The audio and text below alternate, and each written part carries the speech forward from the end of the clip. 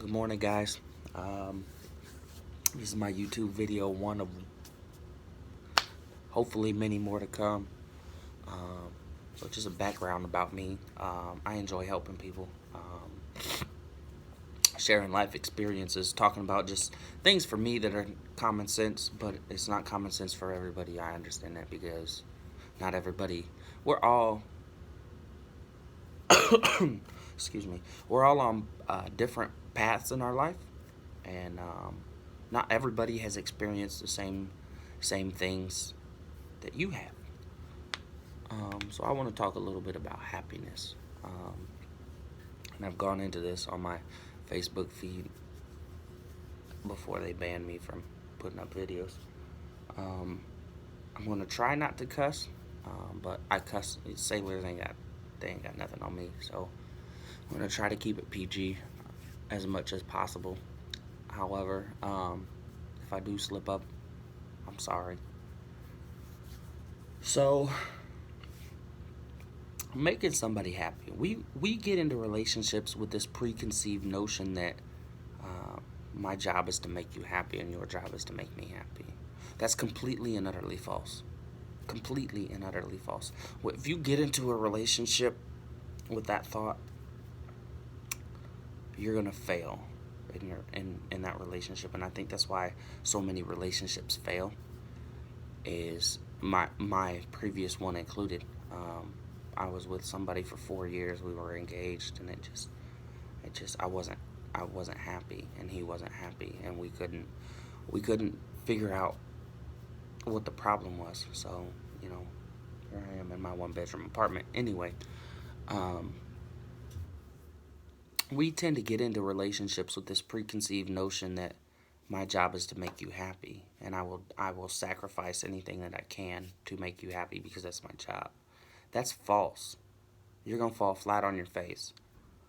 So your job is to make you happy. Your job is to comfort the other person, yes, and be there for them, be a companion for them. But it's not to make them happy because you can't make them happy because that's up to you to make yourself happy. Does that make sense? Like you can buy them things, you can make them laugh and cry. And I know I just watched a Will Smith video, but I've been saying this for a little bit. And it's nice to see somebody put some more stuff, more things out there. And I think that um, just learning from other people, learning from their experiences is makes us all better people. Um, but yeah, you can't make anybody happy that doesn't want to be happy. You know what I mean? Like I could I could do all these things, but that doesn't mean it's going to make you happy. And we also lie to each other. We lie to ourselves subconsciously. I think a lot of times, do I make you happy? Yeah, baby, you make me so happy. That's a lie. If you're not happy, you don't want the other person to be happy. We're so scared. We're so afraid to make each other unhappy that we're lying to each other, and that's not okay. And I think that you know um, a lot of times um,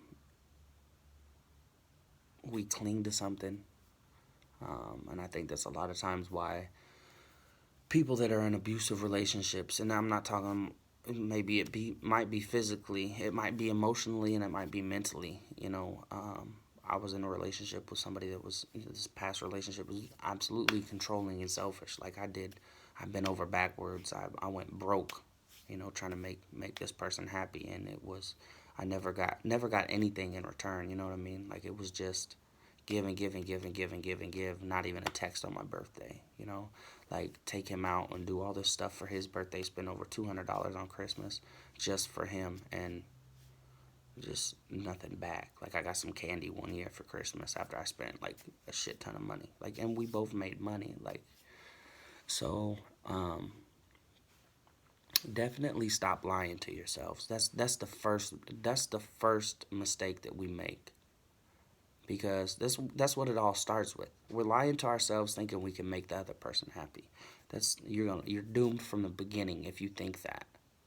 Now, the smart relationships, the smart couples, the couples um, that figure this out while they're together and before things get really bad, um, the couples that figure this out will be just fine, because that's where you see the couples start to grow. It's good to communicate and talk and tell people things. And the my biggest thing is, especially in America, we're so subconsciously infatuated with lying. Like, we lie about everything.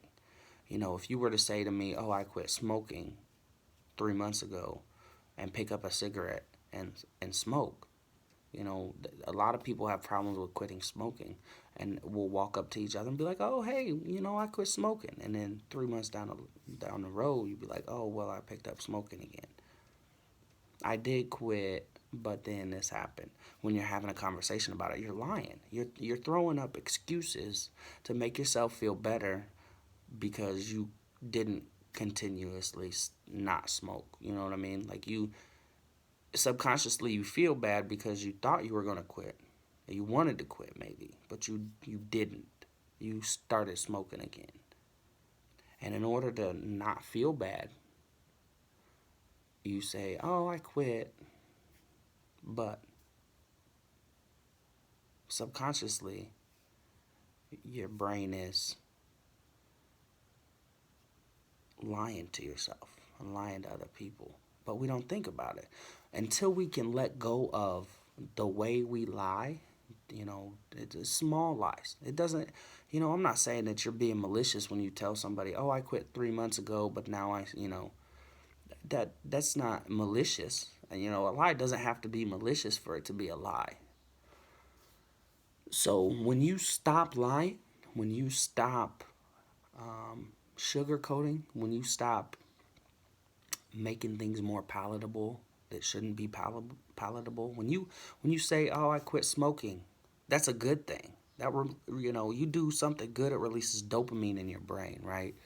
So that's why we're proud of accomplishments. You win a trophy in sports, and you get a trophy, and you're proud of it. You're happy. That's because dopamine has been released in your brain. Your brain is saying, "Yeah, this is a good thing." You quit smoking. Yeah, your brain is like, "Awesome, dude. This is a good thing. I can't breathe up here." And then you start smoking again. Your brain is like, "Well, we got to hold on to that good thing."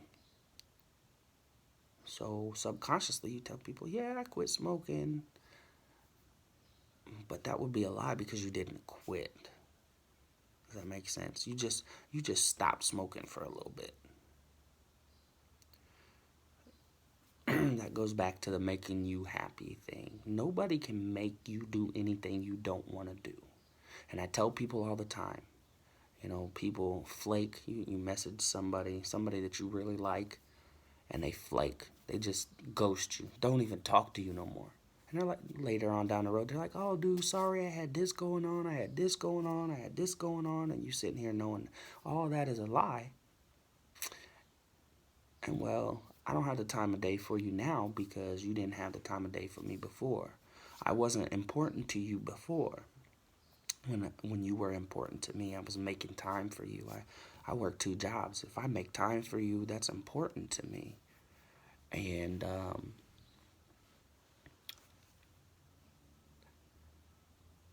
don't lie. We lie, "Oh, yeah, no, you're important to me. I just got busy." Well, if I was important to you, you would have made time for me. It's it's really simple. You got what you want to be successful, or what you think you want or need in life over here on the left, right, in the left hand. And you have where you're at, what you don't want, right, in your right hand. And it kind of acts as a scale. And if you were standing over here, if you could visualize yourself standing in the right hand, wanting to jump across to right here, you want to jump from what you have to what you want in life, the success, okay? And this area in between, this gap right here in between the two jumps, is gray area. It's where the lies pile up. You want to go to the gym and you say, "Oh, I'm tired. I don't want to go today." Or, "Oh, it snowed today." That's an excuse. That's a lie. You're lying to yourself. You're being lazy. So all that piles up in between where you're at and what you want. And eventually you have this barrier, this wall that you have to break down. This subconscious blockage of your artery, because you will never be successful if you build walls. If you build barriers to your success and you're on the wrong side of the wall, we gotta get you through that. And that's what I put these videos up to do, is to hopefully putting these videos out here. Hopefully, by the grace of God, somebody will see this video when they need it, and it'll speak to them. It'll speak to your soul. It'll speak to your spirit. And you'll say, look, I realize this. This is deep. This kid knows what he's talking about. I'm not doing this for fame or YouTube fortunes, whatever. I work for everything that I have. And I want it to stay that way. I just want to help people. I just want to help you get from where you're at to where you want to be. I'm not perfect by all means. I am not where I want to be. But I have a good career. I have a second job, and I'm working hard. I'm getting back on my feet. And I'm going to leave you guys with a quote, one of my favorite quotes of all time. And I'm not sure, but I'm pretty sure it's from Winston Churchill. I might be wrong, so don't quote me on that. But the measure of a man isn't how many licks he can take, how many times life can knock you on your ass. The measure of a man is how many licks he can take and get back on his feet. How many times life can knock you on your ass and you get back up swinging. You have a decision to make today. For those of you that watch this video and scroll past, I hope you're successful. I want you to be successful. For those of you that stop and watch this 12.5-minute video, I hope it changes your life. And I hope you take small steps every day to that's a hard word, excuse me, sorry. Minimize the lies that you tell yourself subconsciously and the lies that you tell other people without even knowing it. Because when we stop lying, that gray area stops filling up. When we look at things, this will change the way you look at the world. It really will. You know, we have this notion in America that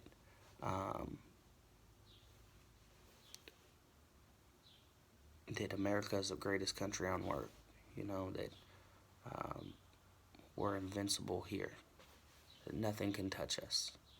But we see on the news, you know, that's not the case.